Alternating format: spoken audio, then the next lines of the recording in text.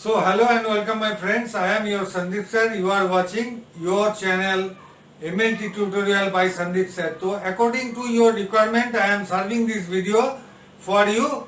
That is about the course of the medical laboratory science, that is called in different name like medical laboratory technology or medical laboratory technique or medical laboratory science. All are same.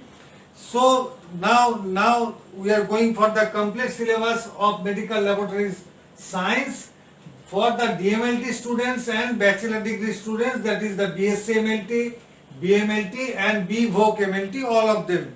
For all of them this video is. So here is the mainly it has a two major laboratories, that is the clinical laboratory, that nowadays it is called laboratory medicine, and the other laboratory section, that is the blood bank, that is blood banking or immunohematology department, or this is the transfusion medicine. So now the clinical lab or the lab medicine is divided into several labs. Like the laboratories are the hematological lab, biochemistry lab, number 3 clinical pathology lab, number 4 histopathological lab, and number 5 in the section of microbiology, that is the bacteriological lab, molecular biological lab and serological lab. Other than that, before going to the labs, we have to study some common things, that is the English and computer.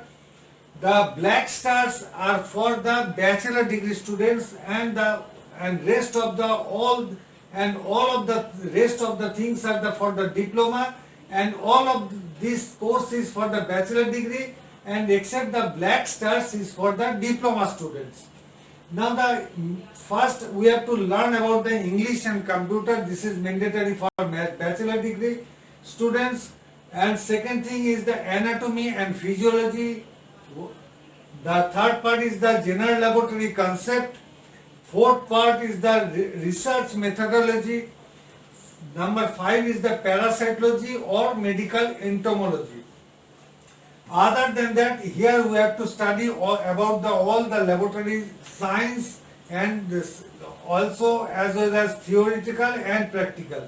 So in a laboratory, in a big sort of laboratory, there is at least 7 departments. That is hematological department, biochemistry department, clinical pathology department, histology department, bacteriology department, molecular biology department and serology and immunology section. So in the English you have to study about the vocabulary, the speech, the grammar, the phonetics, the writing, comprehension and speaking.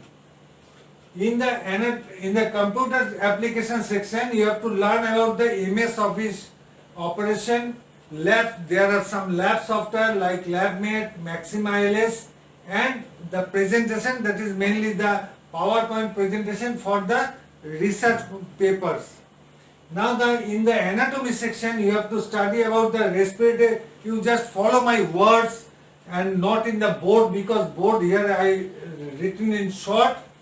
In the anatomy section you have to learn about the respiratory system, the gastrointestinal system, urinogenital system, endocrinal system, reproductive system, CNS, that means central nervous system, and PNS, that is peripheral nervous system, musculoskeletal system and integumentary system, that is the surface part of the body, that is hair, nails, skin, all are included in this integumentary system.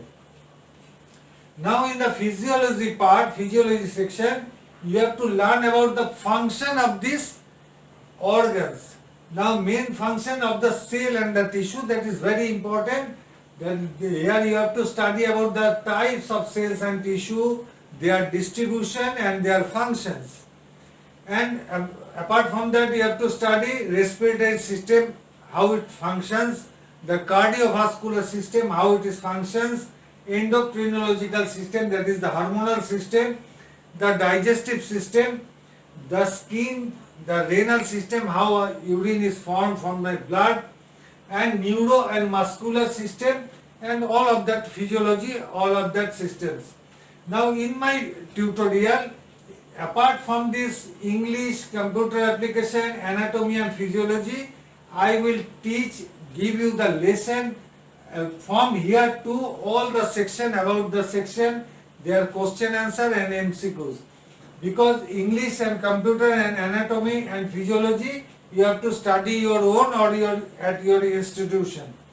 So now in general lab concept, you have to study about the introduction, the definition, the different types of laboratories, and the definition, what is the basic level laboratory, what is the higher degree laboratory, secondary level, tertiary level laboratories. Now very important is medical terminology, that every science, every type of study has their unique terminology. So also like that, medical has also unique terminology that you have to study, and their safety measures. Before you enter a laboratory, you have to know about the safety measures that to protect yourself. The waste management after test, how will you shall discard the things like the blood, urine, stool. So there is some protocols to discard the waste. So that is called the waste management system. Now there is lab maths. There is a little maths chapters and units. You have to know about the medical units, the standard international units, and their conversion also nowadays very available in the apps. So but you have to know about the lab maths and units. Now next is the fundamental chemistry. Here you have to study the percent solution, the part solution, the buffer solution, normal solution, like that. Next is the medical legal aspects. There a medical legal problem shall be happen to you. So you have to much aware of that, the medical legal aspects. There is some protocol how to deliver a blood report or urine report. So you have to study about the medical legal aspects. Now the lab apparatus you have to study about the microscope. This is very large chapter. That is the how a small object is illuminated, the types of microscope, operation of microscope, and specification of microscopes. Now the sample transportation is very important, to transport sample from one part to another part of a township or inter-township or interstate. And the general lab equipment, some common equipments are all used in these 7 laboratories. Now next is the research methodology. Research methodology, here we study about the concept of the research and hypothesis. What is research? What is hypothesis?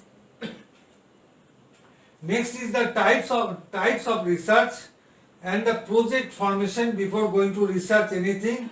How a project is formed, the data collection, what data we have to collect and how much data we require. The experiment design, how before enter into an experiment, how it is designed.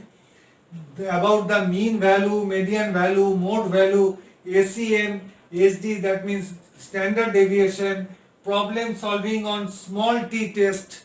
So match group, different matching the different groups, the single group study, the population mean study, and medical statistics. This much all we have to study in the research methodology section.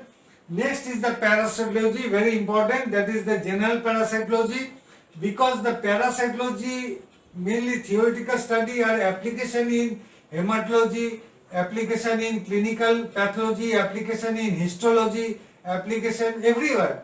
It is applied, application in serology and immunology. So before that, so we study about the parasitology, that is medical entomology. Here we study about the general parasitology and protozoology, that is the single celled animals like amoeba, flagellates and sporozoa. The helminthology, that is the cestors, that is the tapeworms, or tremators, that is flukes in blood, or nematodes like roundworm, hookworm. These are called the nematode section. And in medical and applied parasitology, we have to study about the geographical distribution of the parasites, like some parasites are prevalent in India, some are in Africa, or some are in America. So geographical distribution of the parasites, habitat of the parasite, where the parasite resides in a particular part of our body, and the host, who are the accidental host of the parasite, the life cycle of the parasite, and now the pathogenicity, which type of disease a parasite can cause, and the lab diagnosis. It is very important that every parasite is different different methods of lab diagnosis, laboratory diagnosis for that parasite. Now in the hematology, that is the study about the blood cells. Here we study about the introduction. Now the hemopoiesis, that is the formation and development of blood cells.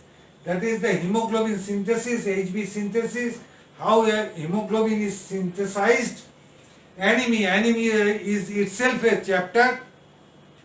So anemia, how different types of anemia are there, and you have to define, you have to just how we can diagnose a particular type of anemia, so the patient can get the particular medicine for his or her anemic problem. Now the anticoagulant, to prevent the coagulation of the blood outside our body, the blood collection methodologies, routine hematological tests, special hematological tests. Now the hematological diseases, like the blood cell diseases like leukemia, that is blood cancer, thalassemia, and the parasitic disease, that is the application of parasite here, that is the in hematology parasitic disease like the malaria. Now the hemostasis or coagulation, how a blood is coagulated, the mechanism of coagulation, the 13 factors of the coagulation, and the laboratory test of the coagulation factors. Now the POCT, that stands for point of care testing, that is for the indoor patients. Now the automation and the POCT, automation and quality control in every laboratory, these are in different aspects. Like in the hematological laboratory, automation is already occurred in there. So the methods of the automation, how the machine is running, on what method, on what principle it is done, that is the flow cytometry, and the histogram studies, that is their graphical report, how could we can study that report, that is the histogram study, and the quality control to maintain our quality in the hematological lab. So in the next video we will discuss about the other laboratories syllabus. So today we are finished here. So in the next video we shall meet very shortly.